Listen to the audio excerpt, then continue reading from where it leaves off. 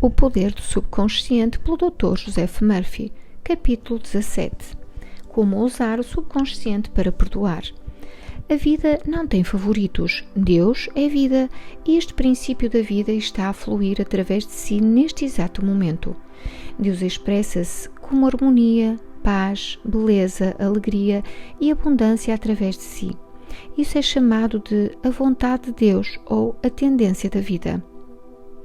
Se você opõe resistência na sua mente ao fluxo da vida que ocorre em si, essa congestão emocional ficará gravada no seu subconsciente e causará todas as espécies de condições negativas. Deus nada tem com condições infelizes ou caóticas existentes no mundo. Todas elas se produzem pelo pensamento negativo e destrutivo do homem. Portanto, é tolice responsabilizar Deus pelas suas dificuldades ou doenças. Muitas pessoas habitualmente erguem uma resistência mental ao fluxo da vida ao acusar e censurar Deus pelos pecados, doenças e sofrimentos da humanidade. Outras lançam a Deus a culpa pelas suas dores, achaques, perda de entes queridos, tragédias pessoais ou acidentes. Ficam com raiva de Deus e acreditam que Ele é responsável pelas suas desgraças. Enquanto essas pessoas mantiverem tais conceitos negativos sobre Deus, sofrerão as reações negativas automáticas das suas mentes subconscientes. Na verdade, tais pessoas não sabem que estão a punir-se a si mesmas. Devem ver a verdade, encontrar a libertação e abandonar toda e qualquer condenação, ressentimento e raiva contra quem quer que seja ou qualquer poder externo. De outra maneira, não conseguirão evoluir com saúde, felicidade e na posse das suas atividades criadoras. No momento em que essas pessoas passarem a ter um Deus de amor nas suas mentes e corações e quando acreditarem que Deus é o Pai amado, que deles toma conta, cuida, orienta, sustenta e fortalece, este conceito ou crença sobre Deus ou o princípio da vida será aceite por muitas mentes subconscientes e ver-se-ão abençoados de incontáveis maneiras. A vida sempre o perdoa.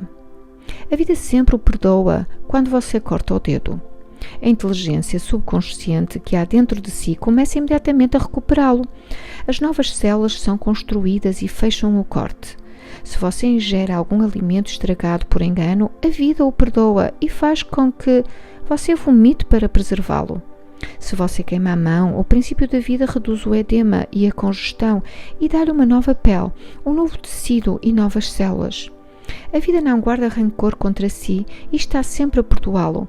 A vida devolve-lhe a saúde, a vitalidade, a harmonia e a paz para você cooperar com pensamentos em harmonia com a natureza. Memórias negativas e perniciosas, amargura e má vontade desorganizam e dificultam o livre fluxo do princípio da vida em si. Como expulsar o sentimento de culpa?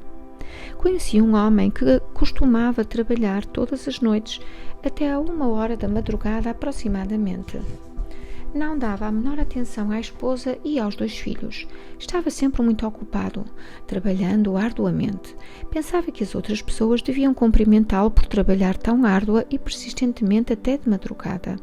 No entanto, a sua pressão sanguínea era bastante alta e ele estava invadido por um sentimento de culpa. Inconscientemente, procurava punir-se com o seu trabalho extenuante e ignorava completamente os filhos. Um homem normal não age assim. Interessa-se pelos seus filhos e pelo seu desenvolvimento. Não fecha a porta do seu mundo à esposa. Expliquei-lhe porque estava a trabalhar tão arduamente. Há algo que o está a devorar por dentro, pois de outra maneira não agiria assim. Você está a punir-se. Precisa aprender a perdoar-se. Ele possuía realmente um profundo sentimento de culpa por causa de um irmão. Expliquei-lhe também que Deus não o estava a punir, ele é que se estava a punir a si mesmo. Por exemplo, se você aplicar mal as leis da vida, sofrerá de acordo com essa má aplicação. Se você calcar a mão num fio de alta tensão desencapado, certamente ficará queimado. As forças da natureza não são más, é o uso que se faz delas que determina se os efeitos serão bons ou maus. A eletricidade não é um mal, depende de como é utilizada para queimar uma estrutura ou para iluminar uma casa. O único pecado é a ignorância da lei e a única punição é a reação automática à má utilização da lei pelo homem. Se utilizar mal os princípios da química, pode fazer explodir o seu escritório ou fábrica. Se põe a mão numa lâmina, pode fazer com que a sua mão sangre. O objetivo da lâmina não é este. O homem compreendeu que Deus não condena nem pune ninguém e que todos os seus sofrimentos se deviam à reação do seu subconsciente aos seus próprios pensamentos negativos e destrutivos. Ele enganara o irmão certa ocasião e este agora estava morto. Ele estava cheio de remorsos e com um profundo sentimento de culpa. Indaguei: você seria capaz hoje de enganar o seu irmão? Não, respondeu. Sentiu-se justificado naquela ocasião? Sim, declarou. Mas agora não o faria novamente? Não, agora estou a ajudar os outros a aprender como viver. Acrescentei o seguinte comentário: agora você possui um poder de raciocinar e uma compreensão maiores. O perdão é perdoar-se a si mesmo. O padrão é colocar os seus pensamentos em sintonia com a divina lei da harmonia. A autocondenação é chamada de inferno, escravidão e frustração, e o perdão é conhecido como céu, harmonia e paz. O peso da culpa e da autocondenação foi tirado da sua mente e ele teve uma cura completa. O médico tomou a sua pressão e ela estava normal. A explicação foi a cura. Um assassino aprende a perdoar-se. Um homem que assassinou o seu irmão na Europa procurou-me há alguns anos. Sofria de grande angústia e tortura mental, acreditando que Deus devia puni-lo. Explicou que o seu irmão teve um caso com a sua esposa e matou-o com um tiro no impulso do momento. Isso acontecera cerca de 15 anos antes de procurar-me. Neste período casara-se com uma jovem americana e fora abençoado com 3 filhos adoráveis. Estava numa posição em que ajudava muitas pessoas e era um homem inteiramente transformado. Expliquei-lhe que física e psicologicamente não era o mesmo homem que matara o irmão, uma vez que os cientistas asseguram que as células do nosso corpo mudam de 11 em 11 meses. Além disso, era um novo homem mental e espiritualmente. Estava agora cheio de amor e boa vontade pela humanidade. O velho homem que cometera o crime 15 anos atrás estava morto mental e espiritualmente. Na verdade, ele estava condenando um homem inocente. Essa explicação teve um efeito profundo sobre ele, tendo declarado que era como se houvesse tirado um grande peso da sua mente. Ele compreendeu o significado da verdade que se lê na Bíblia. Vinde, pois, e arrazoemos, diz o Senhor, ainda que os vossos pecados sejam como o escarlate, eles se tornarão brancos como a neve, ainda que sejam vermelhos como o carmesim, se tornarão como a lã. Isaías 1:18. As críticas não podem feri-lo sem o seu consentimento.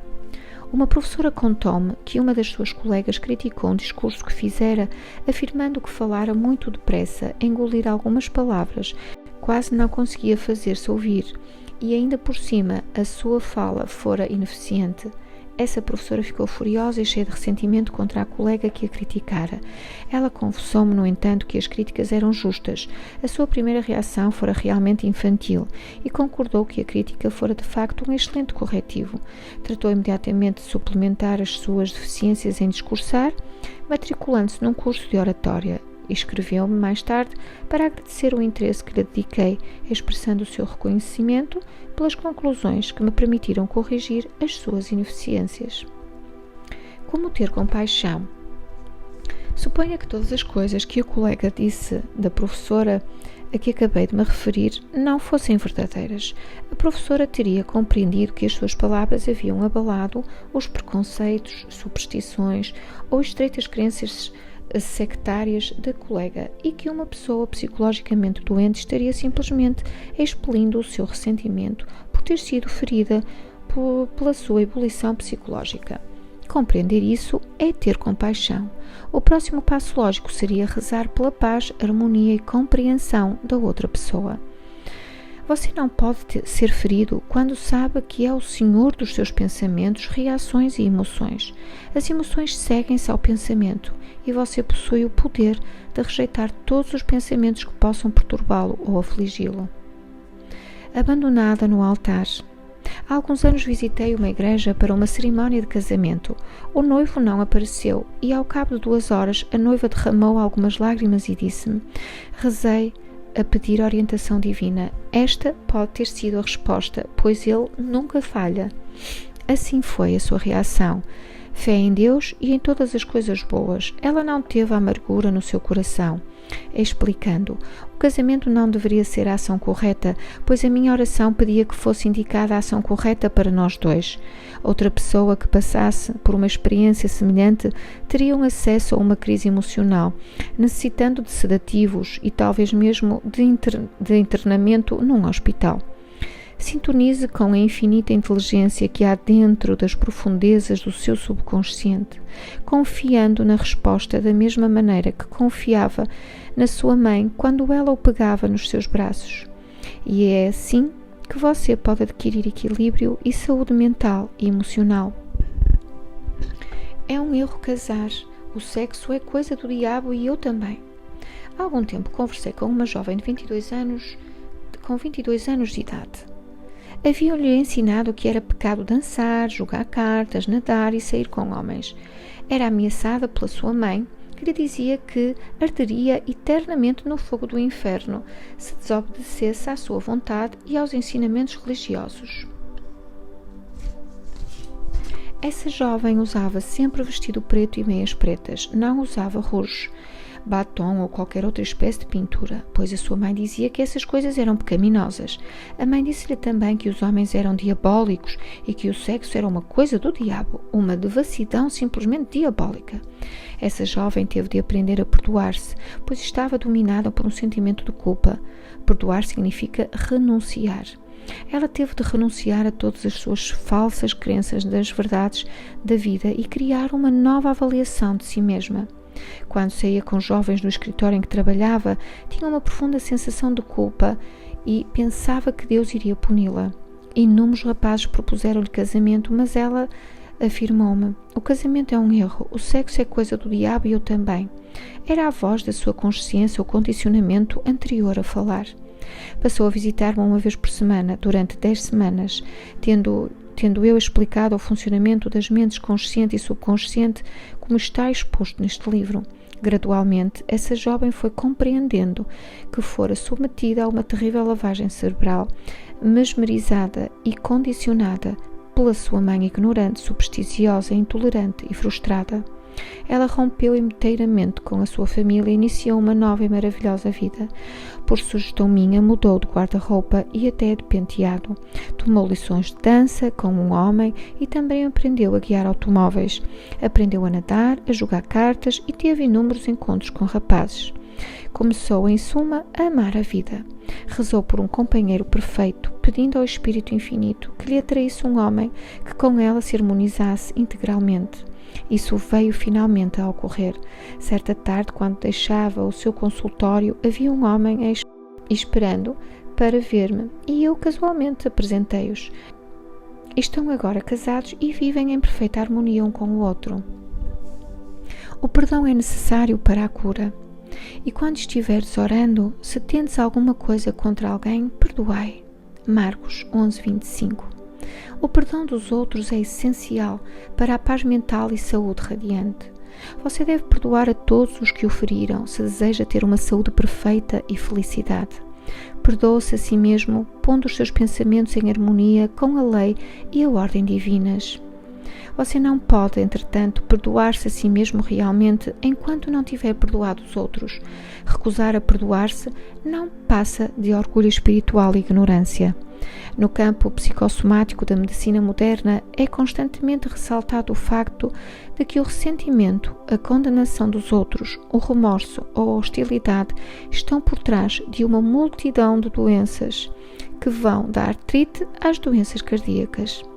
Salientam os médicos que essas pessoas doentes que foram magoadas, maltratadas, enganadas ou prejudicadas estão cheias de ódio e ressentimento contra os que as feriram. Isso provoca feridas inflamadas e supuradas nos seus subconscientes. Só há um remédio: ela tem que eliminar e descartar-se dos seus ferimentos. E o único caminho seguro para isso é o perdão. O perdão é o amor em ação. O ingrediente essencial na arte do perdão é a disposição de perdoar. Se você deseja sinceramente perdoar, já ultrapassou mais de metade dos obstáculos. Estou certo de que compreende que perdoar alguma pessoa não significa necessariamente que goste dela ou vá associar-se a ela. Você não pode ser compelido a gostar de alguém, como um governo também não pode legislar boa vontade, amor, paz ou tolerância. É impossível gostar das pessoas pelo simples facto de alguém em Washington ter baixado um decreto com essa terminação. Podemos, contudo, amar as pessoas sem delas gostarmos. A Bíblia diz: amai-vos uns aos outros. Qualquer pessoa que queira realmente poderá fazê-lo. Amar significa desejar a outra pessoa saúde, felicidade, paz, alegria e todas as bênçãos da vida. É preciso apenas um requisito: sinceridade. Você não está a ser magnânimo quando perdoa. Está a ser, na verdade, egoísta, pois o que deseja para os outros está, de facto, a desejar para si mesmo. E o motivo é que você o está a pensar e o está a sentir. Como pensa e sente, assim você é. Haverá coisa mais simples que esta? A técnica do perdão. Vou expor agora um método simples que, se você o praticar, vai operar maravilhas na sua vida. É o seguinte: acalme a sua mente, relaxe-se, abandone-se, pense em Deus e no seu amor por você e depois afirme: perdoo espontânea e integralmente, e mencione aqui o nome do seu ofensor, eximindo-o mental e espiritualmente. Perdoo inteiramente tudo o que esteja ligado ao assunto em questão. Estou livre e ele ou ela está livre também. É um sentimento maravilhoso. Hoje é o meu dia de amnistia geral. Eximo cada um e todos que me feriram e desejo-lhes saúde, felicidade, paz e todas as bênçãos da vida. Assim faço espontaneamente, com alegria e amor, e sempre que pensar nas pessoas que me feriram, hei de dizer que as eximo de qualquer culpa e que todas as bênçãos da vida lhes pertencem. Estou livre e vocês estão livres também. É realmente maravilhoso. O grande segredo do verdadeiro perdão é, uma vez perdoado a pessoa, você não precisará mais repetir a oração. Sempre que a pessoa vier à sua mente ou o ferimento por acaso voltar ao seu pensamento, deseje o bem-estar ao ofensor e diga que a paz esteja contigo. Faça isto com frequência todas as vezes que o pensamento passar pela sua mente.